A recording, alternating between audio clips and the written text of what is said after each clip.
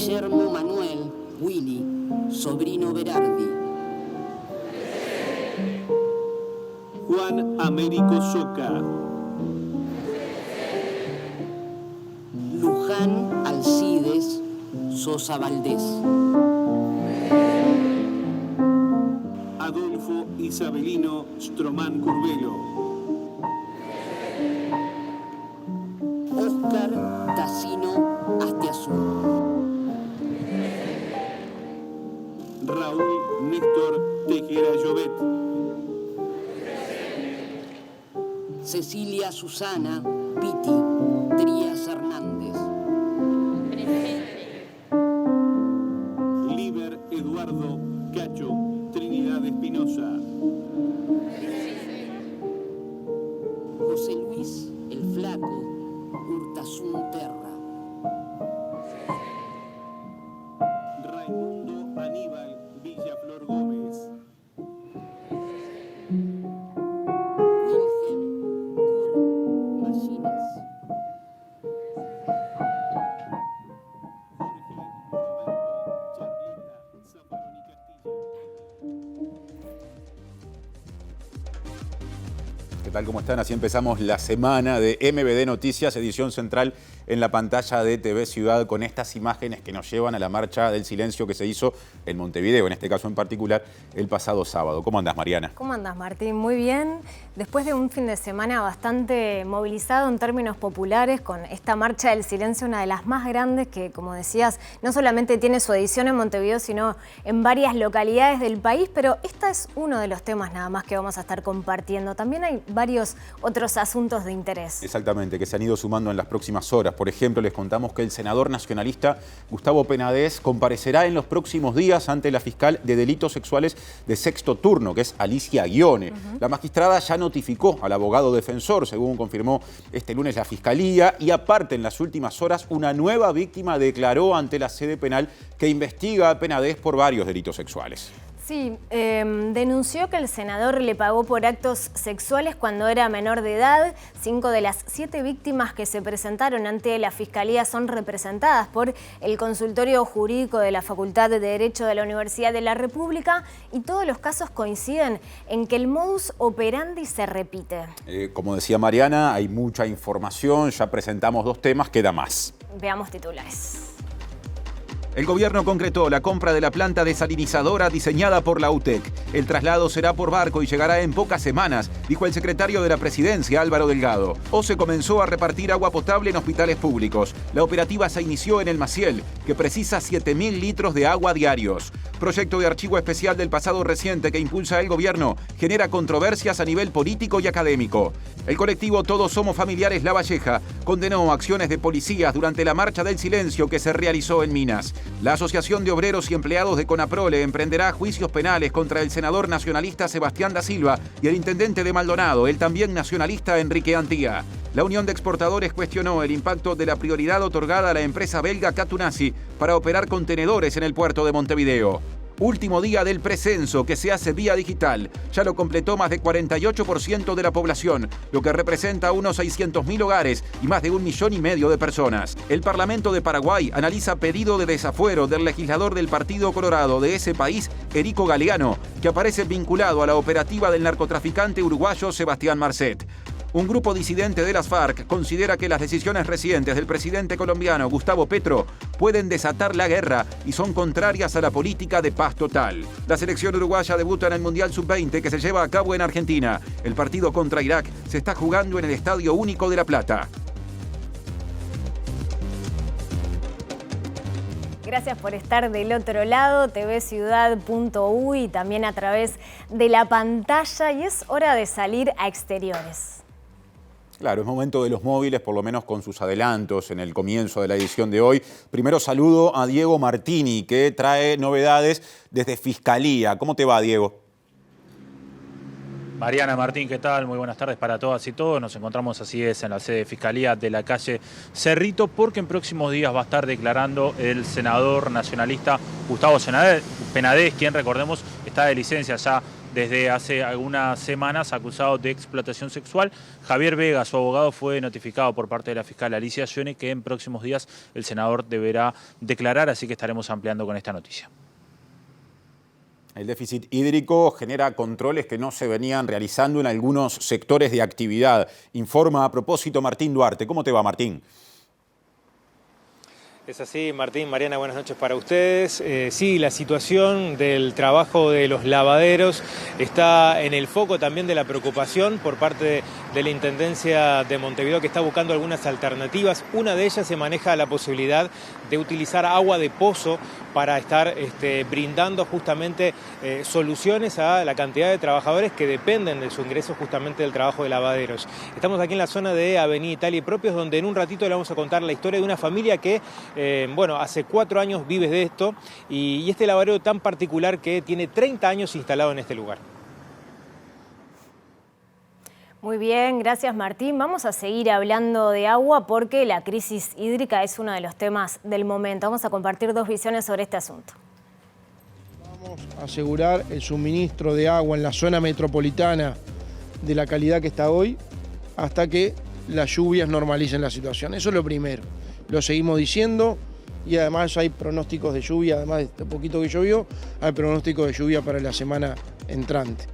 El gobierno se va a ver enfrentado a una decisión muy seria que debería empezar a plantear ya que está pensando, que es cortar el suministro o bombear agua que ya no es mezclada, que ya es 100% la que viene solo del lado salado. O sea, con más salinidad que la actual. Bastante más, varias veces más salinidad que la actual. Tema del fin de semana y también de estas horas. Les contamos que Elena Zaffaroni, integrante del colectivo Madres y Familiares de Uruguayos Detenidos Desaparecidos, realizó una evaluación positiva de la Marcha del Silencio realizada el sábado pasado. Sí, Zaffaroni agradeció y felicitó el esfuerzo de quienes acompañaron esta Marcha del Silencio.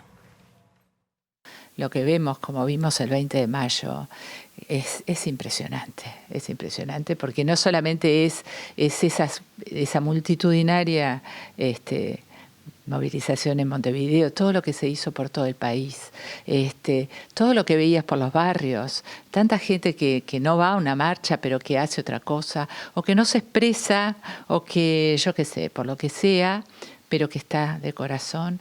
Y esto... Yo creo que ya que me dan este lugar, esta posibilidad, es para felicitar primero a todos los que han trabajado por esto en todo el Uruguay desde hace muchos años que vienen, o los que despertaron hace poco, las cosas que empiezan de a poquito y que van creciendo en cada lugar del país. Nos llegan fotos conmovedoras de todos lados, impresionante, y también agradecer. El colectivo Todos Somos Familiares de La Valleja denunció la presencia de personal de investigaciones en la Marcha del Silencio que se realizó en Minas. Tanto desde ese colectivo como desde la prensa local de la capital de La Valleja se informó que efectivamente se constató la existencia de control sobre las personas que asistieron a la movilización, que se hacía mediante fotos que se tomaban desde un auto particular.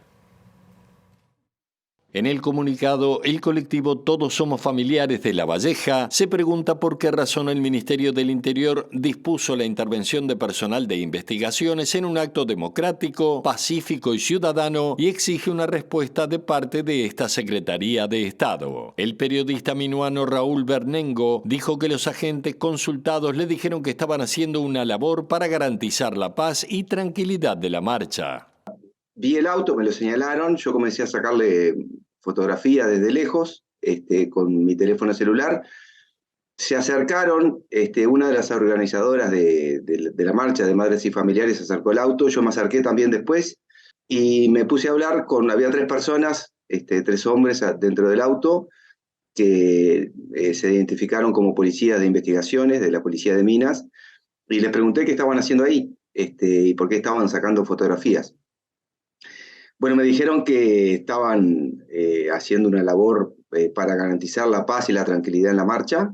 A mí me llamó la atención de que tomaran fotografías para eso, pensé que no sería necesario. También me llamó la atención que me dijeron que era una labor de inteligencia que estaban haciendo no solo en Minas, sino en marchas de todo el país, lo cual me preocupó bastante, ¿no? Sabían quién era yo, que soy periodista, soy el director de un diario acá en Minas, y les dije, bueno, yo soy periodista y saco fotos en las actividades donde estoy. En realidad, una de mis tareas en la marcha ese día era tomar fotos para que publicamos hoy mismo en el diario. Y este tema ha generado preocupación en la oposición política a nivel nacional. Sí, el diputado por el Frente Amplio de La Valleja, Pablo Fuentes, habló con el jerarca de la policía local y adelantó que se va a realizar un pedido de informes al Ministerio del Interior. Él nos decía que este tipo de operativos, que no es de inteligencia, porque ellos no tienen una dirección de inteligencia, así de investigaciones, que se viene haciendo de hace muchísimo tiempo en todo el país. Él nos decía que, bueno, justamente cuando hay eventos, manifestaciones, cuando hay aniversarios, hasta hay clubes deportivos de importancia, también siempre hay móviles con agentes no uniformados para, bueno, sacar fotografías y eventualmente dar tranquilidad justamente a las personas que están en la manifestación. Nosotros le hicimos llegar indudablemente las inquietudes, los planteos de los familiares, porque al parecer que yo recuerde, y yo también, en los últimos años no era, al menos así lo percibimos nosotros, quizás estaban en otra oportunidad, pero tan cerca y tan, que se mostraran tan así, a los ojos todos nosotros, bueno, ver cuáles eran los motivos, ¿no? Si esto era una orden a nivel por ahí más jerárquica de la cúpula del Ministerio del Interior, de las autoridades, si era algo más local, y justamente también el uso de este tipo de fotografías. Bueno, él nos transmitió entonces tranquilidad. Y recién escuchábamos a Elena Zaffaroni de Madres y Familiares y habló sobre este hecho. Zaffaroni dijo que lo ocurrido en Minas fue grave. También dijo que el ministro del Interior, Luis Alberto Heber, debería dar explicaciones. Me parece de una gravedad, a mí lo que me llegó, porque nosotros recién hoy de noche nos vamos a reunir para, bueno, nada, un poco festejar, analizar, compartir toda la emoción de todo esto, y también estas denuncias que seguro están llegando también a tal vez otras, pero sí me llegó el comunicado de La Valleja y creo que es de una gravedad que solo corresponde que el ministro salga cuanto antes a aclarar, ¿no? Creo que tenemos todos que emplazar a ese Ministerio del Interior. Y el ministro de Defensa Nacional, Javier García, dijo que este gobierno ha compartido toda la información a la que accedió vinculada a los crímenes cometidos en dictadura. Sí, en este sentido afirmó que en este periodo ha respondido 300 pedidos de acceso a la información. Este gobierno desde el primer minuto, ha proporcionado toda la información a la que accedió. Le doy un dato que me parece significativo. Desde que nosotros asumimos el 1 de marzo del 2020, referido a derechos humanos, pero también otra cantidad de temas, hemos respondido más de 300 pedidos de acceso a información. Creo que son 320 la cifra, en 3 años. Prácticamente un pedido de acceso a la información cada 3 días. ¿Sabe cuántos pedidos de acceso a información hubo en los 11 años restantes? 180. Así que de 18 por año a 1 cada 3 días. Toda la información que tenemos se la volcamos a quien legalmente tiene la misión y la obligación legal de hacerlo, que es la Institución de Derechos Humanos. Nosotros lo que hacemos cuando nos llega, como nos ha llegado información, trasladarla a la institución o en su caso a la justicia. Yo quiero destacar algo que decía el fiscal no hace muchas horas, el viernes pasado. Decía que reconocía que este Ministerio de Defensa le había brindado toda la información que había solicitado y agregó, e incluso información que no habíamos solicitado, pero que el Ministerio de Defensa consideró que podía ser válida o oportuna que nos llegara. El presidente Luis Lacalle Pou, Martín, no hizo ningún comentario en relación a esta marcha del silencio. Sí, eso tiene por lo menos 2 dimensiones. No habló en sus últimas apariciones públicas y tampoco lo hizo a través de sus redes sociales.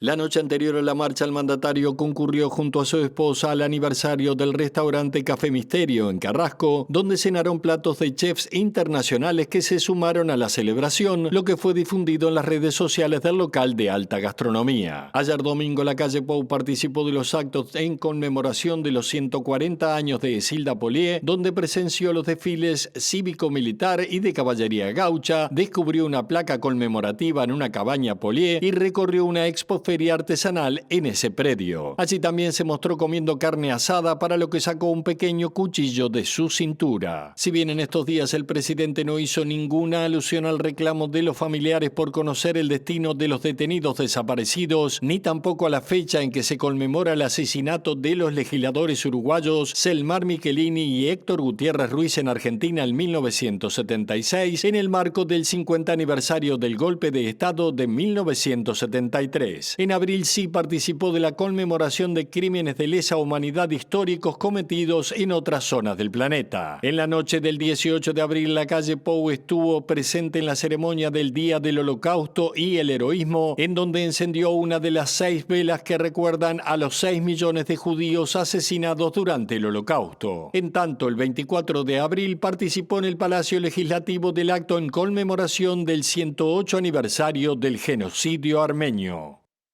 Les contamos que la investigadora Isabel Schebor entiende que un proyecto de creación de un archivo especial sobre el pasado reciente, que es lo que está proponiendo el actual gobierno, precisa de mecanismos y recursos que lo hagan viable. Sí, Schebor, que fue la titular de la Secretaría de Derechos Humanos para el pasado reciente en parte del gobierno anterior, dijo que se debería incluir un convenio con la Universidad de la República. Han emprendido algunas iniciativas que muchas veces quedan truncas porque es complejo de hacer. Entonces nos parece que lo primero es saber qué es exactamente lo que quieren hacer, por un lado. En segundo lugar, ¿con quién van a contar? Yo qué sé, a mí se me ocurre la Universidad de la República, ¿no?, que ha trabajado tanto en torno a estos temas. Bueno, ¿qué vínculos plantea el gobierno con respecto a esta institución, que en definitiva es la que pasan los gobiernos y es la que mayor nivel de actuación y antecedentes tiene en torno a estos temas? El proyecto del Poder Ejecutivo ordena que el material será de libre acceso y mantendrá las condiciones de reserva en el marco del cumplimiento de la Ley de Protección de Datos Personales. La mayor forma de revictimización con respecto al periodo de la dictadura es que no nos digan dónde están los desaparecidos. O sea, eso es lo que nos revictimiza como sociedad todos los días. Nosotros digitalizamos una película que fue producida por un autor.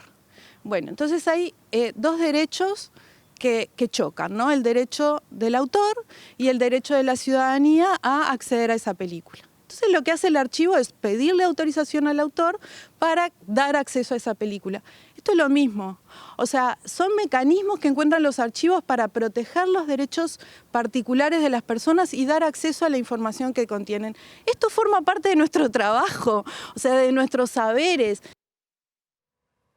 Y seguimos hablando de pasado reciente porque la autopsia histórica del caso emblemático de las muchachas de Abril que fueron asesinadas en 1974 determinó como principal hipótesis que las víctimas no se resistieron, según dijo a MBD Noticias Hugo Rodríguez, quien es catedrático de Medicina Legal y Ciencias Forenses de la Facultad de Medicina, justamente. Y que se refirió a otra muerte que se produjo en esa jornada en plena dictadura, que fue la de Carlos Gutiérrez, que era soldado, que fue asesinado en el lugar, y dijo, a propósito de esa situación, que su fallecimiento se produjo por disparos de armas de guerra compatibles con las que usaba el personal militar. El informe firmado por Frances Borges, Natalia Bazán y Hugo Rodríguez Almada busca responder si la muerte de las jóvenes se produjo en el marco de un enfrentamiento o no. Este informe fue uno de los elementos para disponer el procesamiento del general Juan Modesto Rebollo por este crimen. Las lesiones que tenían los cuerpos de esas 3 jóvenes y del oficial que fue herido gravemente no fueron hechas con esas armas, que fueron hechas con armas de guerra, con armas de alta velocidad, armas dotadas de alta energía, cuyas lesiones son diferentes totalmente a las de las armas de uso civil. Las víctimas amuchadas estaban agolpadas. Estaba Silvia Reyes, es la que estaba contra el fondo, que Silvia Reyes es la que algunos testigos dicen que estaba embarazada. A nosotros no nos consta porque en la autopsia que no se describe está el útero. Luego estaba Rayo y adelante de ella estaba Maidanik. No podemos decir no hubo un enfrentamiento, porque nosotros que no estábamos y no nos alcanza la información para asegurar eso. Sí nos alcanza para decir que la versión que dieron los militares no es compatible con el resto de los hallazgos. Momento de salir a exteriores y contactarnos con nuestro compañero Diego Martínez, que se encuentra en la Fiscalía, para profundizar las novedades en relación al caso Penades. Diego, ¿cómo andás? Bien, compañeros, las novedades hasta ahora son que el senador Gustavo Penades fue notificado a partir de su defensa, Javier Vega, por una comunicación con la fiscal Alicia Scione, de que va a ser citado a declarar en los próximos días. Y la otra novedad es que el pasado viernes se sumó una nueva víctima que declaró ante la fiscal Alicia Scione, lo que da que al menos 7 víctimas ya declararon ante esta fiscalía. Pero les propongo ver en este pequeño resumen cómo se han sucedido los hechos desde el 26 de marzo, cuando la militante Romina Celeste publicó un video en su cuenta de Twitter. El 26 de marzo el caso salió a la luz tras la difusión de un video de la militante nacionalista Romina Celeste en el que aseguraba que cuando tenía 13 años había sido explotada sexualmente por un político de su partido y que había tomado la decisión de hacerlo público porque esta persona negó que ella integrara el Partido Nacional. Son cosas que uno se guarda para toda la vida y lo querés olvidar realmente, y más cuando tenés 13 años. Te sentís vulnerada, te sentís a esa edad que un tipo de 40 y pico de años te venga a toquetear, te venga a pagar, te venga a parar en la calle, te pida el teléfono y todo es como todo raro, es todo muy raro. El 28 de marzo, en el programa Hacemos lo que podemos, Romina Celeste hizo explícito que su presunto agresor sexual había sido Gustavo Penades y brindó detalles de cómo se dieron los hechos. Tras esta situación, el senador citó una conferencia de prensa al otro día y adelantó que la iba a denunciar por difamación. Lo que no admito bajo ninguna circunstancia es porque tener esa orientación sexual alguien me pueda acusar de pedófilo o alguien pueda sustentar las cosas que hoy lamentablemente se están diciendo. Entre quienes respaldaron al senador Penades estuvo el presidente de la calle Pou y el ministro del Interior, Luis Alberto Heber. La investigación va a partir de la denuncia que él hace de difamación. Esto es una difamación y lo tiene que probar en la justicia. Es el que va a la justicia. La otra persona no va a la justicia, va a las redes, a destruirlo en las redes. Tras esto, el fiscal de corte, Juan Gómez, determinó que Fiscalía actúe de oficio en el caso y se designó a Alicia Scione, fiscal de delitos sexuales. Tras la declaratoria de Romina Celeste Papazo, representada por el consultorio jurídico de la Facultad de Derecho, fueron apareciendo otras víctimas. Hasta el momento, son 5 las representadas por el mismo consultorio que declararon, pero también lo hicieron 2 más con otros defensores. Finalmente, el 4 de mayo, el senador Gustavo Penades resolvió pedir su licencia en la bancada del Senado ante el pedido de varios nacionalistas y de la bancada de senadores de la oposición. En primera instancia, el senador iba a esperar ser citado por la justicia para pedir su licencia, pero cambió de opinión. Incluso un mes antes, Penades había enviado una nota a la presidenta de la Cámara, Beatriz Argimón, solicitando que se levanten sus fueros si la justicia lo requiriera. Hasta el momento, el senador Penades no presentó ninguna denuncia por difamación. Bien, en este resumen veíamos parte de cómo se han dado los hechos. Las víctimas, las 7 víctimas que declararon ante la fiscal Alicia Scione, entre las que se encuentra Romina Celeste Papazo, es la única que conocemos, la primera que obviamente dio su testimonio a través de redes sociales y luego ante la fiscal, coinciden en que hay un mismo modus operandi. ¿Cuál es ese modus operandi? Que las personas eran contactadas por un tercero, y acá Romina Celeste apuntó a Sebastián Mauvecín, docente de historia, quien trabaja en la escuela militar y quien el Ministerio de Defensa ya solicitó también una investigación administrativa por él, porque además recordemos que cuando surgió el caso él cerró sus redes sociales y se pidió licencia en su cargo de docente de historia, que también estaba investigado y que va a ser citado por la fiscal Scione. Este modus operandi decía entonces que él los citaba a varios adolescentes menores a través redes sociales, les ofrecía esta posibilidad de que una persona los levantara y que les iba a pagar X sumas de dinero y que esa persona los levantaba en determinados puntos para luego llevarlos a un motel. En estos días, o en estas semanas, mejor dicho, la fiscal Alicia Scioni realizó algunos peritajes en los hoteles que fueron mencionados por las víctimas y intentó visualizar las cámaras. En algunos casos fue posible, en otros no, porque son de fechas ya bastante anteriores, pero hay casos que refieren a adolescentes que denunciaron que fueron explotados sexualmente el año pasado incluso. Y la fiscal Scioni también tomó declaraciones a algunos trabajadores de hoteles y por eso la fiscal ya considera que con estos 7 testimonios, más la investigación, el peritaje que hizo en distintos moteles, ya está en condiciones de citarlo a Gustavo Penades y por eso ya le avisó a su defensa que en los próximos días va a ser citado. También va a ser citado el docente de historia Mau Vecin y, como decíamos, la novedad es que el viernes pasado un adolescente, hoy ya mayor de 18 años, declaró ante la fiscal Scioni por haber sido explotado también sexualmente por el senador y en este caso también es representado por el consultorio jurídico de la Facultad de Derecho con Soledad Suárez al frente como la abogada que se ha encargado de acompañar a las víctimas en su declaración y ha realizado todo el proceso, así que en próximos días, y según también lo confirmó la Fiscalía, el senador Gustavo Penades, quien recordemos ya se pidió licencia de su banca, va a ser citado y va a dar testimonio ante la fiscal Alicia Scioni, ya en calidad de imputado porque es acusado por 7 personas. Gracias, Diego y equipo. Complementamos. El senador Frente Amplista Alejandro Sánchez, a propósito del tema del que Diego estaba hablando, cuestionó que el ministro del Interior, Luis Alberto Heber, haya respaldado públicamente a Penades cuando hacía poco empezaron a conocerse las primeras denuncias. Sí, para Sánchez, Heber, como jefe de la policía, se tendría que haber mantenido equidistante. Se suceden un conjunto de denuncias contra el senador Penades, cada vez se van sumando más, de un tema muy delicado y muy duro que es como esta situación de abuso hacia menores, con lo cual es gravísimo, ¿no? Y es gravísimo cuando además el abuso hacia menores está relacionado con la prostitución infantil. Así que yo lo que creo es que en este caso el ministro Heber, fiel a su estilo, en vez de garantizarnos a todos que es el auxiliar de la justicia y por tanto va a llevar adelante las acciones con la mayor equidistancia posible, más allá de las relaciones personales que tiene, inmediatamente salió como jefe de la policía a respaldar algo que no debería haber respaldado. Y creo que todos tenemos que esperar que la justicia trabaje en profundidad y se castigue las conductas que sean antijurídicas. El Ministerio del Interior desarticuló una banda que realizaba préstamos sin garantías falsos. Sí, pedían dinero para realizar determinados trámites y decían que iban a mandar a cambio documentación y también ofrecían artículos electrónicos que posteriormente no entregaban.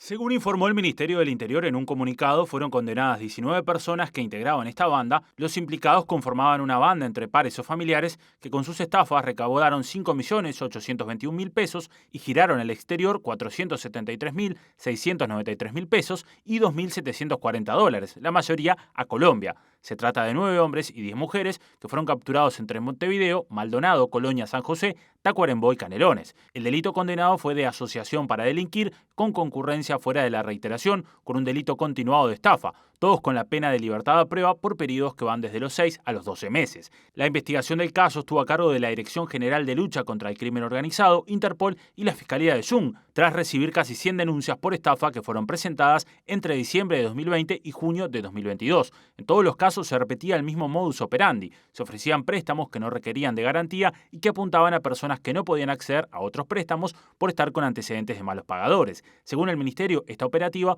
buscaba vendedores con un importante despliegue de publicidad que incluía la promoción de logos de empresa, dirección comercial, teléfonos de contacto falsos. Cuando las víctimas se comunicaban con la organización delictiva, los estafadores les solicitaban datos personales, fotos de su documento de identidad, recibos de sueldo, entre otra documentación, simulando que comenzarían a gestionar el préstamo. Luego los implicados enviaban un contrato membretado y con el logo de la financiera falsa pedían una huella digital o firma. Cuando los usuarios reenviaban el documento ya firmado, desde la organización les pedían girar una determinada suma de dinero para cubrir los gastos administrativos de gestión, timbres y para solucionar la autorización del clearing, con la promesa de que les reembolsarían el dinero cuando les dieran el préstamo. Después del primer giro, los estafadores anunciaban a sus víctimas nuevos problemas de gestión que implicaban nuevos giros de dinero, maniobra que repetían hasta que las personas se daban cuenta de la estafa y lo denunciaban a las autoridades. En numerosos casos, las víctimas llegaron a girar más de 25.000 pesos, relataron desde el ministerio. A su vez, el mismo grupo también estafaba a personas vendiendo productos electrónicos en redes sociales a un costo menor al del mercado. Cuando los usuarios concretaban la compra, los integrantes de la asociación delictiva pedían que le giraran el dinero del artículo para luego enviar el producto, pero cuando el pago se efectuaba, los implicados bloqueaban a los usuarios y no les enviaban nada. Otro asunto, el secretario de la Presidencia, Álvaro Delgado, dijo que OCE continuará suministrando en Montevideo y área metropolitana agua con los actuales niveles de salinidad hasta que las lluvias normalicen la situación. Sí, Delgado también dijo que la planta desalinizadora que iba a venir desde Estados Unidos en avión llegará en barco, dadas sus dimensiones. Enfoque, aire, cambio. En el marco del aniversario de la ciudad de Aigua en Maldonado, el secretario de la Presidencia Álvaro Delgado anunció que la represa provisoria que se empezó a construir en Paso Velastiquí estará lista esta semana. Vamos a asegurar el suministro de agua en la zona metropolitana de la calidad que está hoy hasta que las lluvias normalicen la situación. Eso es lo primero. Lo seguimos diciendo. Y además hay pronósticos de lluvia, además de este poquito que llovió, hay pronósticos de lluvia para la semana entrante, esta semana y la que viene. OCE va a estar distribuyendo agua con menor nivel de sodio y de cloruro que los que están hoy en la zona metropolitana, abriendo el grifo como agua corriente. Lo va a estar distribuyendo para hospitales y para centros de diálisis, para hogares de ancianos en la zona metropolitana y ya lo están haciendo. Vamos a utilizar varias plantas desalinizadoras, vamos a usar la más importante que es la que tiene UTE en Punta del Tigre, que es de ósmosis inversa, vamos a estar usando otro tipo de plantas y también había una que había diseñado la UTE que estaba en Houston, que sí iba a ir a buscar, por 15 centímetros, aparentemente no entra en el Hércules. Los primeros datos que dieron de las dimensiones entraron en el Hércules. Cuando ajustó la empresa, que no era tan estándar el container, por 15 centímetros no entra, con lo cual en esta semana se está habilitando desde Houston mismo la posibilidad que venga en barco. Y las lluvias registradas el fin de semana no impactaron considerablemente en esta situación que tenemos de crisis hídrica, ya que hubo promedios de entre 5 y 8 milímetros según la zona. Habló de este tema Arturo Castañino, que es el gerente general de OCE, y dijo que para empezar a recuperar los embalses que nutren la planta potabilizadora ubicada en Aguas Corrientes, tiene que llover de 40 a 50 milímetros, sobre todo en Paso Severino. Seguimos adelante con otras informaciones ahora. Sí, vamos a seguir hablando de agua porque OCE comenzó a suministrar agua potable con los niveles normales de sodio y de cloruro en hospitales públicos. El primero en ser abastecido fue el Maciel. Están trabajando las instituciones públicas vinculadas a este operativo, digamos, para que en esta semana se pueda satisfacer la necesidad de agua potable con esos valores, digamos, en todos los hospitales públicos, y se estima que la demanda total de esas infraestructuras es de 70.000 litros diarios.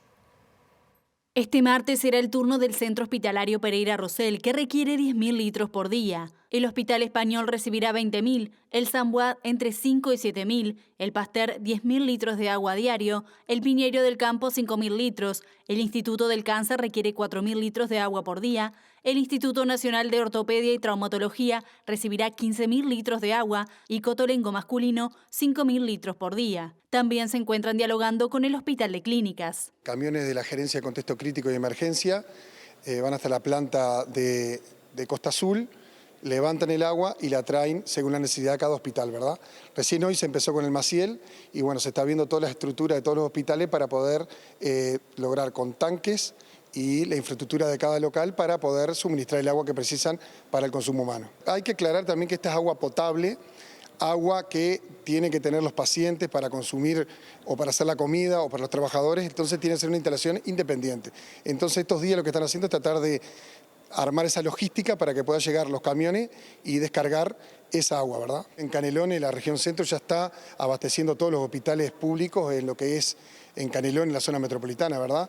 La zona metropolitana, La Paz, La Piedra, toda esa zona ya está siendo atendida. OCE está instalando tanques en cada centro de salud de Montevideo para poder suministrar el agua potable. Cuenta con 3 camiones de 8.000 litros para esta logística y se van a incorporar 2 de 3.000 litros.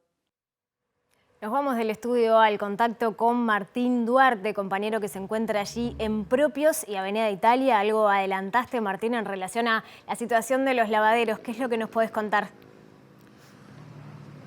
Así es, Mariana. Bueno, está preocupando sobre todo la situación de trabajo en torno a las familias que viven justamente a través de lo que es el lavado de autos. Un tema que puso sobre el foco la Intendencia de Montevideo en la jornada de hoy. De hecho, conversamos con Justo Onandi, que es director interino de movilidad, donde la Intendencia está viendo este tema con preocupación, está buscando incluso algunas alternativas. Entre ellas se manejan la posibilidad de utilizar del agua de los pozos, que una campaña de la Intendencia que lanzó semanas atrás, bueno, viene cosechando adhesiones y podría ser una posibilidad para darle una alternativa a estas familias. Si le parece, compartimos el tape donde conversamos justamente con Onandi, que nos daba algunas de las alternativas que está manejando la Intendencia para los trabajadores de los lavaderos. Efectivamente estamos preocupados por la situación por la situación en general, pero en particular con este tema, porque bueno, nosotros hace una semana presentamos como Intendencia 20 medidas de mitigación con referencia a la crisis del agua que tenemos, y bueno, dentro de esas medidas, en el punto 4 de las mismas, planteamos la necesidad de limitar el uso de agua, específicamente el agua de OCE, y planteamos para algunas actividades, por ejemplo, el tema del riego, el tema del lavado de veredas y específicamente el tema del lavado de autos, no utilización de agua de OCE. Es en ese sentido también que en ese punto se planteaba que veíamos fundamental, o sea, al momento de prohibir el uso de agua de OCE, fundamentalmente lo que es el lavado de autos, el lavaderos de autos, trabajar en medidas para mitigar fundamentalmente el tema de la gente que trabaja en esta actividad, ¿no? que se queda de un día para el otro, en este caso, sin poder desarrollar una actividad, ¿no?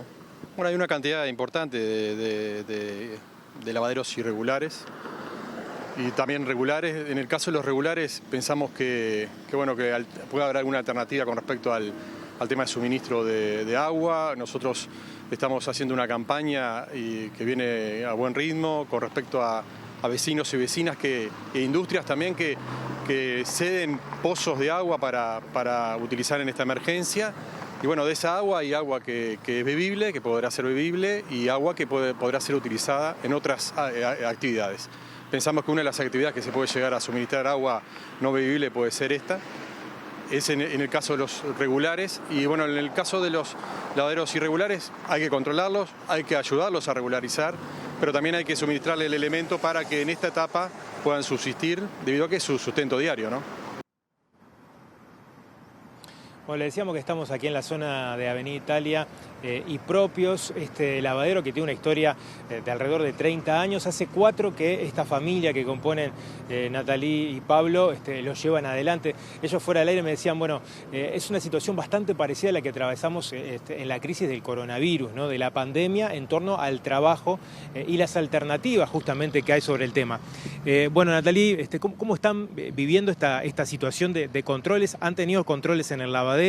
¿La gente viene menos en estos días? Sí, mirá, nosotros hemos tenido bastante bajo el lavadero en total. Bajó la plata, bajó todo, los clientes ya no vienen, por lo general ya no vienen. Normalmente teníamos entre 30 clientes por domingo y este domingo hemos lavado 5 autos como mucho. Y sinceramente ya no sé. ¿Han tenido controles? ¿Ha venido la policía a intimarlos? ¿Cómo han manejado esa situación? Sí, vino la policía, ya ha venido 3 o 4 veces por día, pero han venido a hablar bien, a advertir. ¿Qué les piden?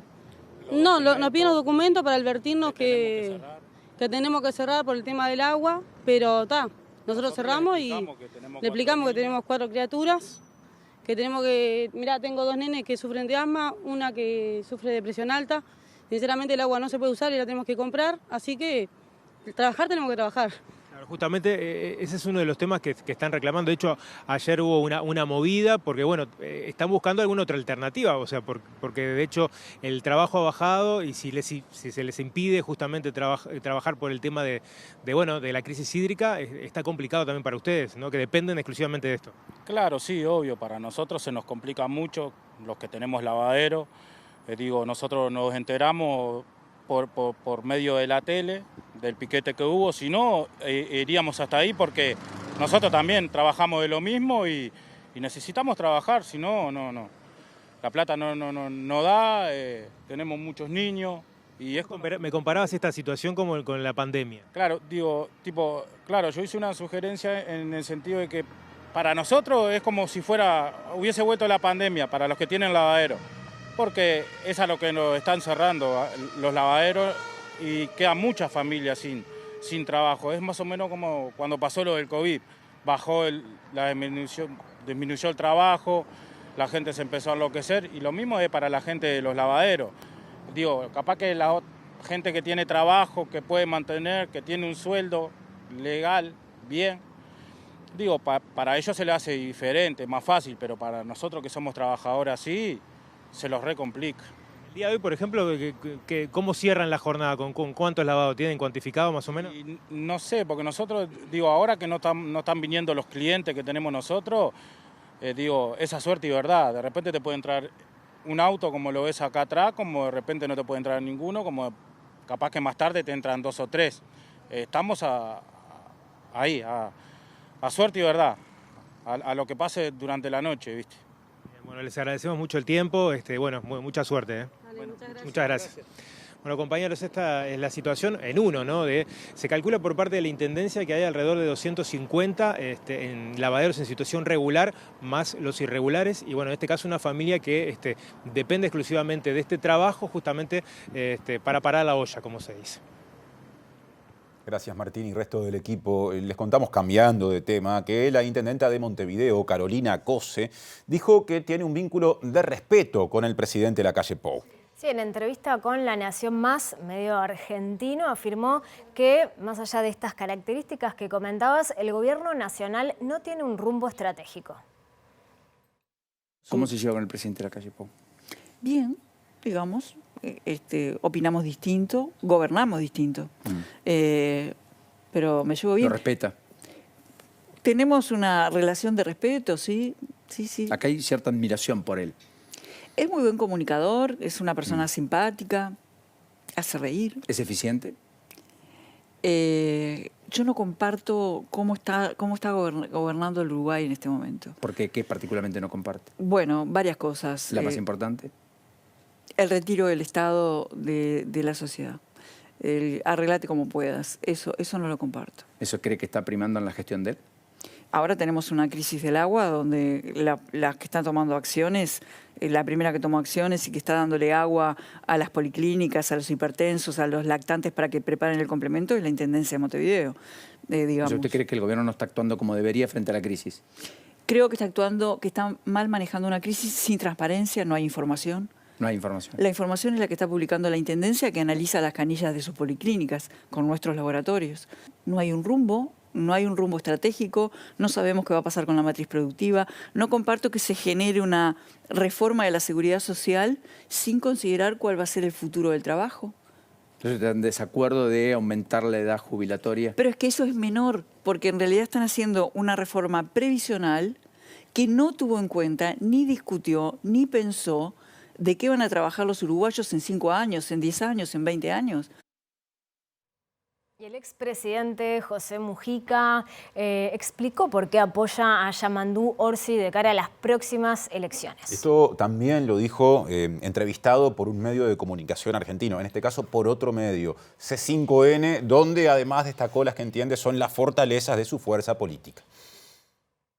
Yo estoy definido por el intendente Canelones, lo conozco desde que era botija. Canelones es un departamento, es el segundo departamento en población del Uruguay, pero es como si fuera un Uruguay más chiquito. Tiene todos los problemas del Uruguay. Y hace casi 10 años que está de intendente. Entonces, tiene una gran experiencia de gobierno. El Frente Amplio no es una alianza coyuntural para una elección. Tiene 50 y pico de años, no quiere decir que no tengamos diferencias, pero los arreglamos para adentro. Y la historia nos demostró que el que se va para afuera desaparece. Entonces, la marca tiene importancia. Y a veces nos comemos algún sapo, pero la unidad para nosotros, respetando la diversidad, es una cuestión estratégica. Por eso existimos y probablemente por eso vamos a ganar las elecciones. Otro asunto, hoy se conmemora el 2º aniversario de la muerte del dirigente nacionalista Jorge Larrañaga. Sí, el Partido Nacional publicó un video en homenaje con testimonios de personas allegadas al exministro del Interior. Jorge lo conocí acá en Paysandú, casi un poco antes de la primera intendencia. Nos fue acercando todo un tema del gusto por los caballos, por las marchas a caballo. Empezamos con la meseta, después fuimos hasta Paraguay, hasta la Asunción, y después íbamos a Masoyer. Sin duda que los apellidos vascos que tenía los llevaba bien, ¿no? Porque viste que era un hombre porfiado, así que él decía, cerraba los dientes y iba para adelante. Si me canso, el que se canse y se baje se va a pie, ¿no? El audiovisual de homenaje al líder de Alianza Nacional también incluye testimonios de Nelson Medeiros, quien trabajó con Larrañaga, de Arturo Terra, amigo de la infancia, y de la dirigente nacionalista de Paysandú, María Dolores Álvarez. Lo conocí siendo edil del Partido Nacional y fueron más de 30 años. Yo trabajé con él durante 9 años y medio, así de chofer de él. Él se fue cuando más podía demostrar su capacidad y en ese poquito tiempo que él estuvo, ya él había sembrado algo. Era el momento cumbre de Jorge. Para él personalmente, como persona, como ser humano, y para él como político. Sin duda estaba haciendo un estupendo ministerio, como hace años que no existía. Por esta bandera soy wilsonista y oriental. Por esta bandera he dado los sacrificios más grandes de mi vida. ¡Viva el Partido Nacional! ¡Arriba! Y el Sindicato de Trabajadores de CONAPROLE analiza presentar una denuncia contra el senador nacionalista Sebastián da Silva por cuestionamientos que hizo a este colectivo. Claro, el senador dijo que había que hacerle la guerra al sindicato debido a su postura en el marco de un conflicto. Hay que estar en la piel del tambero, de San José, de Florida, de Canelones, habiendo sufrido lo que sufrieron. El sur del país es la zona más castigada por la sequía, teniendo que dar fardo en diciembre, gastándose las reservas para el invierno, sacando crédito todos los días, para que después vengan sindicalistas de panza llena, que ganan sueldos de 6 cifras, a parar una empresa, ¿sí? Solo porque un funcionario, en vez de estar trabajando en un mostrador, lo mandan para el otro. Donde estén 2 días más estos sindicalistas de panza llena que cobran sueldos de 6 cifras, parando la planta de Rodríguez, no solo se va a tirar leche en los tambos, sino que se va a pudrir un lote de materia prima en la planta de Rodríguez. Entonces a ese sindicato lo que hay que hacer es declararle la guerra moral, la guerra de la gente de trabajo, la guerra de la gente que se esfuerza, porque no tienen autoridad ninguna para poner de rodillas a los tamberos que han sufrido la peor sequía en los últimos 100 años. Entrevistado en M24, Luis Goichea, secretario general del gremio, aseguró que las declaraciones del senador son muy graves y son parte de un ataque que incita al odio contra el sindicato. ¿Tenemos un diferendo con CONAPROLE? Sí, naturalmente en algún momento se va a resolver seguramente, pero me parece que hay expresiones que hoy en una democracia, con todo lo que hablamos de la telaviolencia, no ayudan en el conjunto de la sociedad. Pensemos que con estas arengas que hace el da Silva, hablando de guerra, y podrán discutir esto como en otras actividades nuestras, pero ahí de hablar de que estamos en guerra, bueno, la verdad que nos preocupa que un senador de la República se dirija de esa forma. Por lo tanto, vamos a hacer las denuncias correspondientes, judicialmente, penalmente, para ahí seguramente se ligue a los fueros y no vaya a declarar, pero en sí queremos dejar señalado que hay que tener mucho cuidado a la hora de estas manifestaciones. Y cambiamos de tema porque hoy es el aniversario de Mundo Afro, una organización con vasta trayectoria de nuestro país, y sobre esto nos va a estar contando más Macarena Vico. ¿Cómo estás, Maca? Hola Mari, buenas tardes. El saludo para Martín también. Sí, así es. Mundo Afro está cumpliendo 35 años de trayectoria, como vos decís, referente en temas de defensa de los derechos de las personas afrodescendientes, también de visibilizar a esta población. Por eso estamos con Verónica Villagra, quien es presidenta de esta organización. Verónica, muchas gracias por estos minutos. Primero que nada, consultarte cómo es que se sostiene tantos años una organización como la de ustedes. ¿Cuáles son las luchas? ¿Siguen siendo las mismas? En el combate, buenas noches, gracias. Gracias por acompañarnos siempre. 35 años es un número muy, muy importante. Permanecer durante 35 años en una sociedad tan compleja como la que vivimos no ha sido tarea sencilla.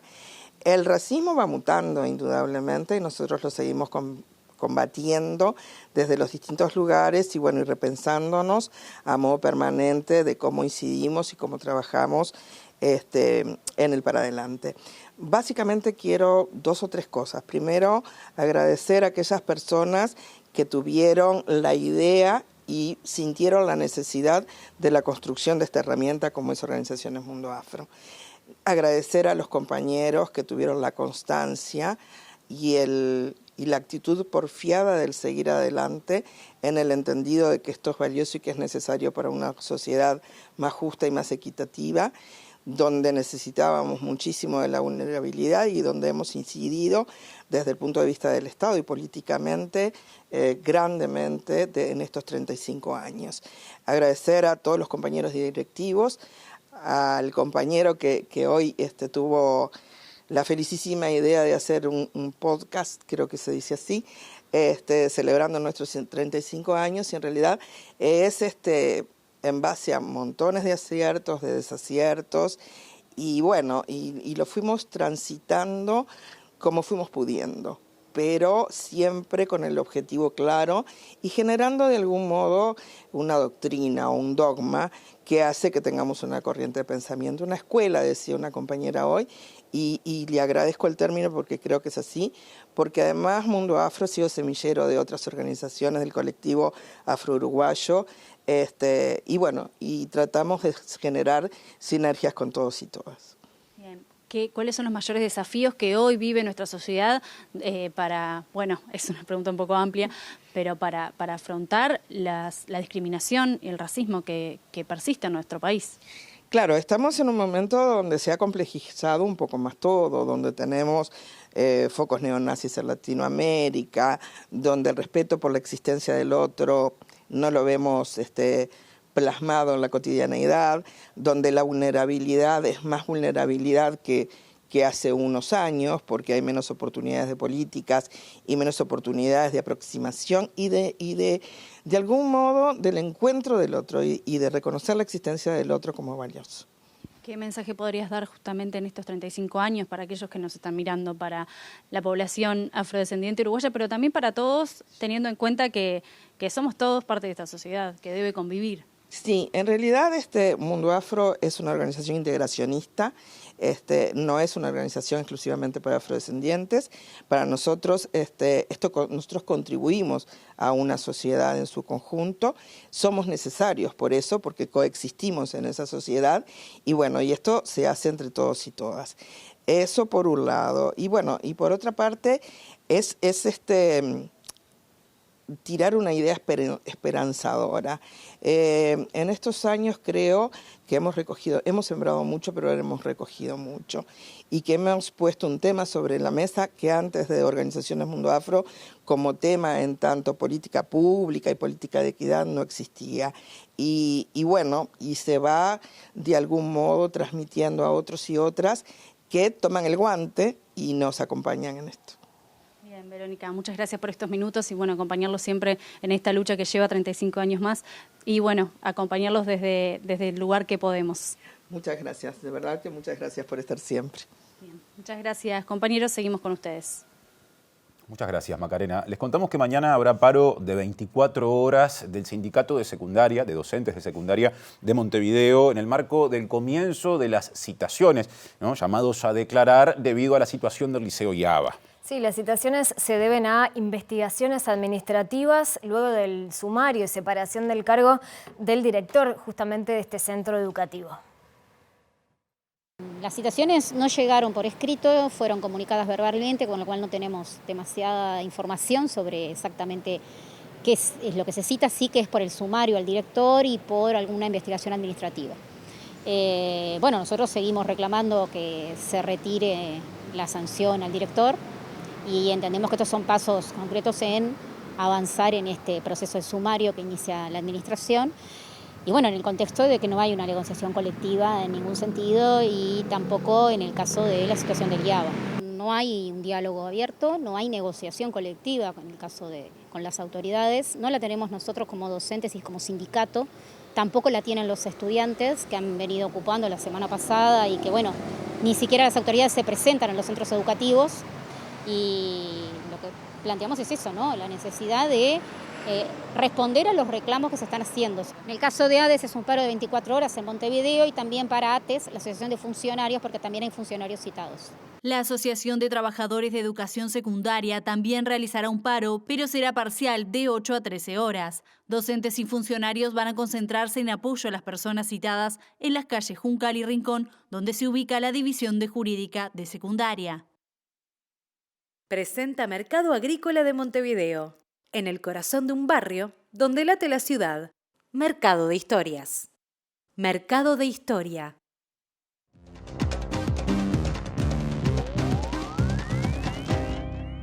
¿Qué tal? Buenas noches. Abrimos el capítulo internacional hablando de nuevos problemas para el presidente colombiano Gustavo Petro, en este caso con las disidencias de las FARC. Hace unos días nos referíamos a los problemas que ya tenía con el Ejército de Liberación Nacional para retomar ese diálogo que intenta de pacificación el presidente Petro. Ahora el cese al fuego que había con el Estado Mayor Central, una de las disidencias de las FARC, ha quedado suspendido a raíz de la muerte de 4 adolescentes a manos de este grupo que, bueno, trataban de escapar a un reclutamiento forzoso. Dijo Petro que esto es un crimen inadmisible y que, por tanto, ha levantado el cese al fuego que había con esta guerrilla, que no se había acogido a los acuerdos de paz del 2016, que ahora ha tenido un acercamiento con el presidente Petro, pero que va a quedar en suspenso.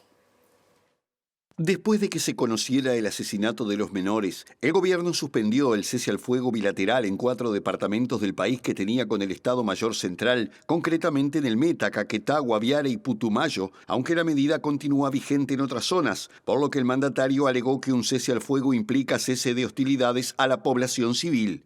De acuerdo con la información del gobierno colombiano, los 4 menores del pueblo Muruy fueron asesinados por miembros del Frente Carolina Ramírez del Estado Mayor Central, que está bajo el mando del guerrillero Iván Mordisco, en el departamento de Putumayo, y según la Oficina del Alto Comisionado para la Paz, los menores fueron asesinados cuando intentaban escapar de un reclutamiento forzado. El Estado Mayor Central, una de las disidencias de la antigua guerrilla de las FARC, respondió este lunes a la decisión del gobierno con la advertencia de que el rompimiento unilateral desatará la guerra y se multiplicarán los muertos, heridos y prisioneros, algo contrario a una política de paz total. El grupo, que es liderado por Iván Mordisco y que nunca firmó el acuerdo del 2016 con el gobierno, pero que anunció una mesa de diálogo el mes pasado, también culpó de la suspensión del cese al fuego a la injerencia de Estados Unidos, afirmando que el supuesto gobierno del cambio de Gustavo Petro no se ha visto más que en discursos y promesas y que sigue en el continuismo de asumir decisiones norteamericanas con celeridad, como lo demostró la reunión que el mandatario mantuvo ayer en Bogotá con la jefa del Comando Sur de Estados Unidos, general Laura Richardson, de visita oficial al país. La llegada del narcotraficante conocido como el Tío Rico a Paraguay, bueno, ha desatado un montón de cosas. Por ejemplo, que estén involucrados en este tipo de episodios, en la investigación a ultranza PI que se viene desarrollando en ese país, nada más y nada menos que la esposa del vicepresidente electo del Paraguay y también un diputado ahora elegido senador. Estamos hablando de Érico Galeano, a quien el juez Gustavo Amarilla comunicó este lunes la imputación por lavado de activos y asociación criminal y recomendó al Parlamento que lo deje sin fueros para que pueda someterse a la justicia. Lo mismo le pidió el presidente electo electo Santiago Peña, porque este hombre era el dueño de un avión que utilizaba nuestro compatriota, el narcotraficante Sebastián Marcet, entre otras cuestiones que lo asocian con este grupo delictivo. La nueva propiedad de la avioneta se conoció este fin de semana luego que el legislador oficialista Erico Galeano fuera imputado por el delito de lavado de activos, vinculado a la organización liderada por el uruguayo Marcet y el paraguayo Miguel Ángel Insfrán, conocido como Tío Rico. Insfrán fue extraditado a Paraguay este viernes 19 desde Brasil, donde había sido capturado en febrero tras permanecer prófugo, al igual que Marcet, desde el inicio de la operación Ultranzas en febrero de 2020. Se trata de la redada antinarcóticos más grande en la historia del país, dada la cantidad de bienes incautados, las personas involucradas y los volúmenes de cocaína que se movían a Europa. Por otro lado, el viernes fue imputado el diputado oficialista Erico Galeano, que en abril fue denunciado por el también senador oficialista Derlis Osorio por pedir prestados $500.000 para ayudar a Marcet. Galeano también estuvo vinculado a la causa Ultranza porque su empresa, Estación de Servicio Alpina Sociedad Anónima, era propietaria de la avioneta que usaban Marcet y Tío Rico. Los fiscales Silvio Corbetta y Denise Jun Park demostraron que la usaron al menos 5 veces entre el 24 de noviembre y el 30 de diciembre de 2020. Tras la imputación se supo que Galeano vendió la avioneta en julio de 2022 al grupo Capital Sociedad Anónima de Guillermo del Puerto Moreno, socio de la esposa del vicepresidente electo Pedro Aguiana. En las próximas horas se conocerá si Fiscalía solicita el desafuero de Galeano, mientras crece la expectativa por la declaración de Tío Rico, el socio de Marcet.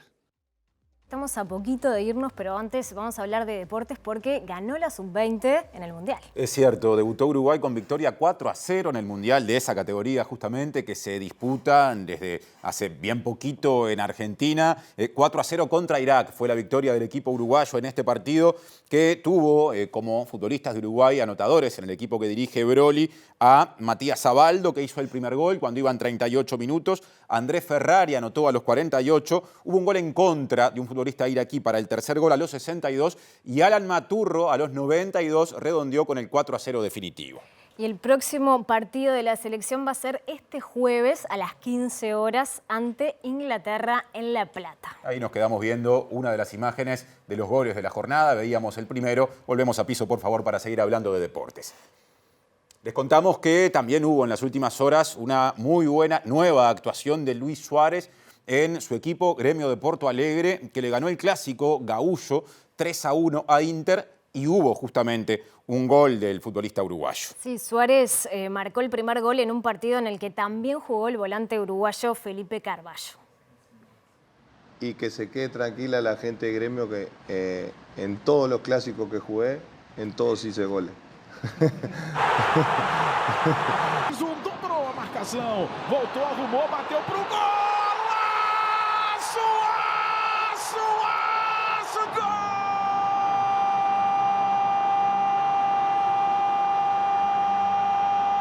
E que pintura na arena! Luizito pegou, chamou Moledão, conseguiu travar, enganou. Lugar de Luizito Soares, que está saindo ali devagarinho e muito aplaudido.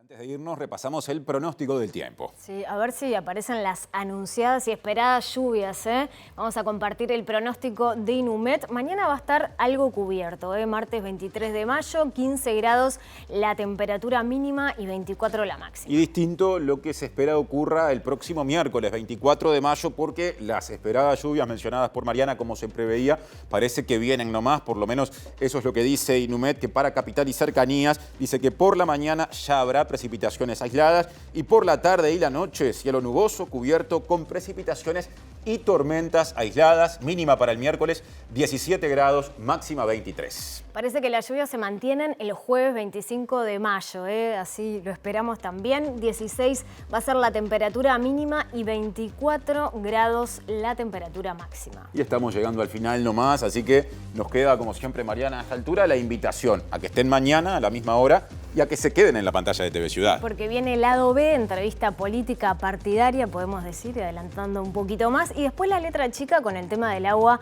también como principal asunto. Así que quédense en la pantalla de TV Ciudad. Que pasen bien. El gobierno concretó la compra de la planta desalinizadora diseñada por la UTEC. El traslado será por barco y llegará en pocas semanas, dijo el secretario de la Presidencia, Álvaro Delgado. OCE comenzó a repartir agua potable en hospitales públicos. La operativa se inició en el Maciel, que precisa 7.000 litros de agua diarios. Proyecto de archivo especial del pasado reciente que impulsa el gobierno genera controversias a nivel político y académico. El colectivo Todos Somos Familiares La Valleja condenó acciones de policías durante la Marcha del Silencio que se realizó en Minas. La Asociación de Obreros y Empleados de Conaprole emprenderá juicios penales contra el senador nacionalista Sebastián da Silva y el intendente de Maldonado, el también nacionalista Enrique Antía. La Unión de Exportadores cuestionó el impacto de la prioridad otorgada a la empresa belga Catunasi para operar contenedores en el puerto de Montevideo. Último día del precenso que se hace vía digital. Ya lo completó más de 48% de la población, lo que representa unos 600.000 hogares y más de 1,5 millones de personas. El Parlamento de Paraguay analiza pedido de desafuero del legislador del Partido Colorado de ese país, Erico Galeano, que aparece vinculado a la operativa del narcotraficante uruguayo Sebastián Marcet.